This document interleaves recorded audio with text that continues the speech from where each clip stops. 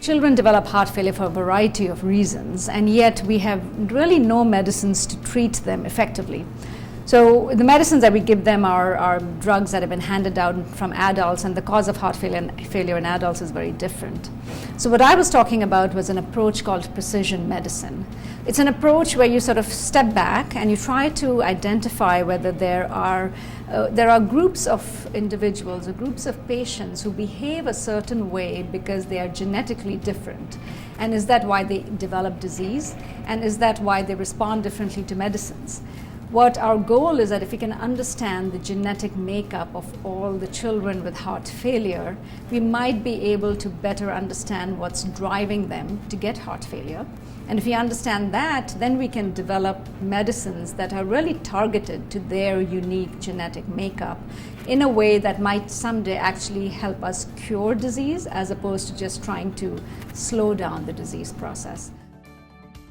Children have often developed heart failure from mainly two conditions, only genetic conditions that cause them to develop problems with their heart muscle, but it's often more severe than you see in adults because from the very fact that it's showing up so early in life. So in those situations, there's more likely that we might find genetic predictors or genetic causes of their what we call cardiomyopathies, more so than even in adults. If we know what's causing the disease in children, and we can act sooner to prevent them from having serious adverse events, by which we mean children can die of heart disease.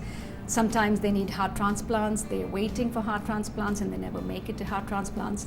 Just the very fact that we're identifying disease, what's causing disease early and able to intervene early, they can grow up to be healthy or at least grow up into adulthood, which a lot of children are not able to do now.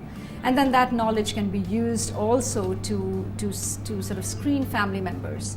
If you know what genes are driving the disease, you can look at other family members earlier to see if anyone is at risk for developing the disease, and that way protect other family members as well before they get sick.